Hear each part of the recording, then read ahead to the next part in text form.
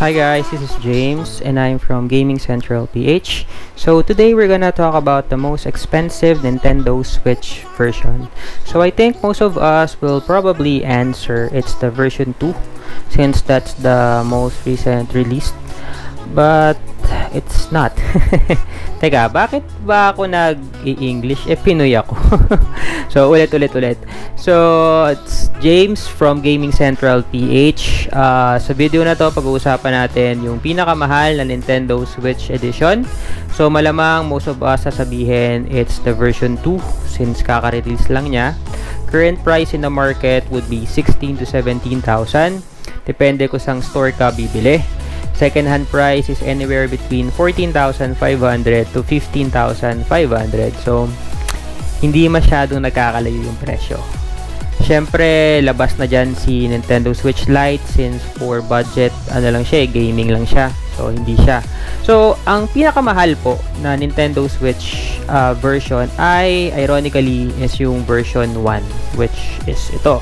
Version 1 yan. And yung pinakamahal na na release ni Nintendo Switch nowadays sa market. Bakit? Kasi sobrang limited na nito. Ang tawag po dito is unpatched. So, yung first year release niya. So, reminder lang, kung ikaw yung tipo ng tao na masyadong purist and you don't wanna talk about piracy, I suggest you skip this video because we're gonna talk about it. Pero kung ikaw naman yung tipo ng tao na curious lang kung ano ba yung unpatched, kagaya ko, kayang-kaya ko po yung kayang-kaya ko yung explain sa video na to. So, tuloy na tayo. So, yung unpatched, again, siya yung first year release ng Nintendo Switch. And yung Switch kasi meron siyang tatlong category. Meron siyang unpatched, possibly patch, and lahat ng mga Switch ngayon which is patch na. So, yung first year released, ang nangyari, kaya nagkaroon siya ng possibly patch kasi let's say si Nintendo, nalaman niya na meron na palang exploit na nangyayari na nagkakaroon na ng piracy. So, ang gagawin ngayon niya is gagawa siya ng bagong version which is yung patch. So, ang gagawin niya, yung mga current na Nintendo Switch na nasa market, pipilitin niyang mabawi. Pag nabawi niya, papalitan niya ng hardware, saka niya babalik ulit sa store.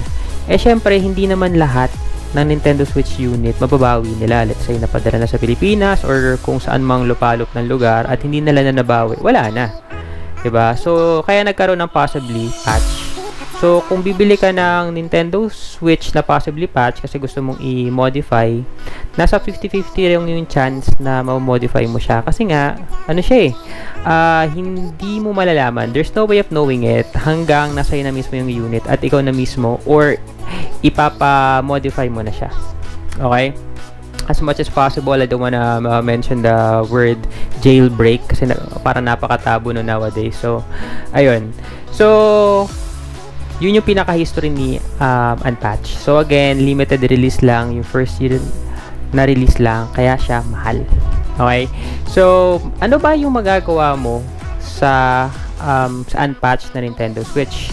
As you can see right now, I'm playing an Android game. Shark Attack. Parang ganun.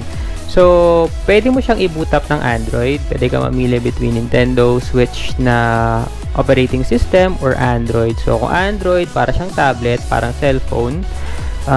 Pwede kang manood ng Netflix, copy-paste ng mga movies, since gano'n naman. Tapos, panoorin mo na lang sa VLC.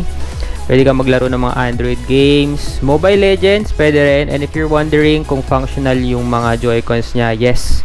It's 100% functional. Okay? Pero sa Mobile Legends, ang gumagana lang itong left. Itong right, hindi mo pwedeng gamitin. So, ayun. Ganun siya. Pwede mo siyang i-boot up ng Android. And safe mag-internet pag naka-Android ka. Kasi, kumbaga, hindi siya connected kay Nintendo. So, ayun. And, syempre, kaya ka naman talaga magko-custom firmware ay hindi naman talaga para sa Android. Cherry on top lang to eh. Kaya ka talaga mag-modify ng system is dahil gusto mo malaro yung mga exclusive na Nintendo Switch without buying yung mga expensive cards. And papakita ko sa inyo kung paano siya gawin. So, papalitan mo lang siya ng SD card. By the way guys, hindi ko Switch tong dinedemo ko. May bibili na po nito bukas. So, bago ko siya pakawalan, pakinabangan muna natin, 'di ba? So, ayun, may bibili na nito bukas, so hindi to akin. Hindi po ako naglalaro ng hack na Nintendo Switch. Legit po ako. So, ayun. Boot up lang natin. So, lalagay mo lang yung dongle. Pwede mo rin siyang i-boot up using PC. Pero mas mabilis kasi pag dongle. So, ayun na. Mag-boot up na ng kusa yan. Pwede mo nang tanggal itong dongle. So, ayun. Kapag pinili mo naman na operating system is yung mismong Switch, lahat ng games malalaro mo. As in, lahat. Lahat ng na-release na Nintendo Switch games. You can also play retro games, yung mga na-release sa Wii, mga luma na game, mga Sega game, meron siyang emulator. You can also play PlayStation games, PlayStation 1 games, saka yung nasa PSP, pwede rin. So, ang cool, 'di ba? Tapos, using tong ganitong software, pwede ka ring manood ng movie, copy-paste lang sa SD card. Meron kang software na P-Play yung pangalan. So, ayun. As you can see, puno siya ng games. 256 gig kasi to. So, puno siya. So, itong ganitong klase ng Nintendo Switch kasi, hindi ka pwedeng mag-online. Well, pwede ka mag-online, pero hindi safe. Kasi pwedeng maban yung mismong Switch mo at saka yung mismong unit.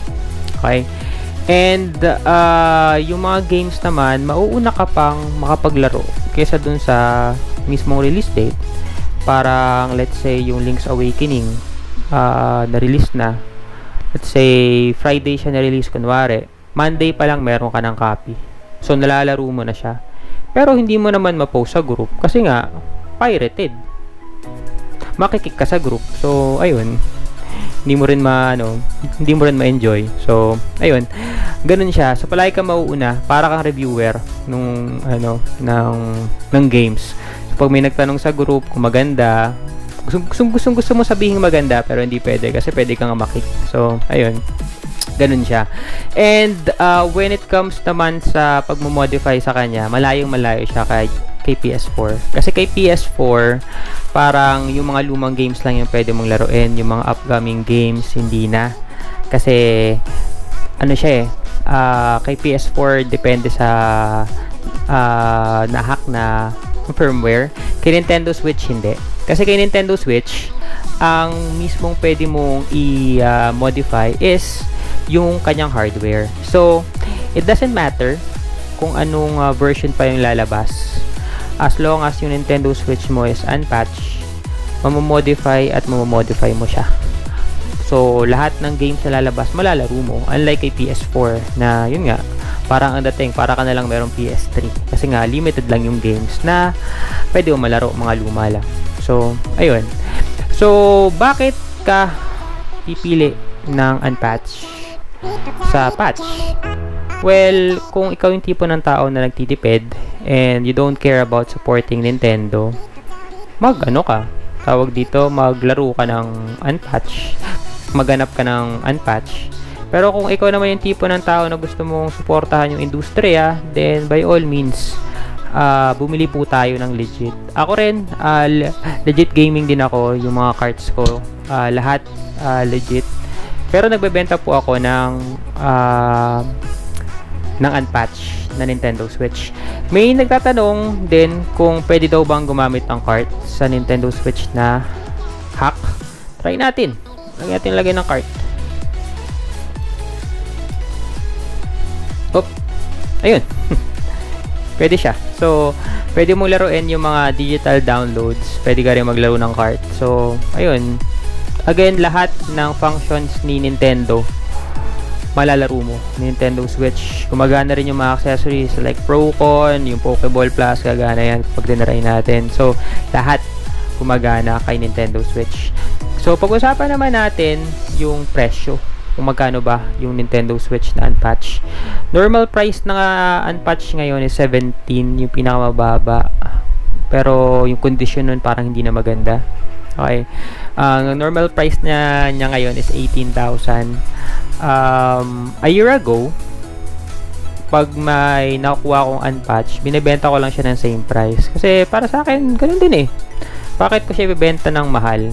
Since I don't wanna promote piracy, but I can tolerate piracy. So, binibenta ko siya ng same price. Pero ang ending, ang bumibili rin sa akin, yung mga nagdi-jailbreak. So, ayun. So, sabi ko, sige, tataasan ko yung presyo. So, from 13,000, kasi dati 13,000 lang siya eh. So, from 13,000, ginawa ko siyang 15,000. Pero, ganun din. Ang bumibili din is yung mga gusto mag-jailbreak. Tinry ko ding piliin yung mga pagbebentahan ko ng unit. Gusto kong ibenta siya dun sa maglalaro lang talaga. Pero, ginawa naman ng ibang nagba-buy and sell. Parang may utusan silang tropa nila. Tapos, yung tropa nila yung bibili. Tapos, bibigay sa kanila. So, ang ending, parang niloko ko lang yung sarili ko kasi niloko nila ako. So, sabi ko, sige, ako na lang mag-modify ng mga unit para at least alam ko na tama yung ginawa. So, yun, that's how I started selling ng unpatched na Nintendo Switch kahit na hindi ako naglalaro ng game sa kanya. And, a year ago, ganun na yung sistema. 6 months ago, doon naman sa ad, kasi marami nagtatanong kung magkano daw yung ad. 6 months ago, ang pa-ad ko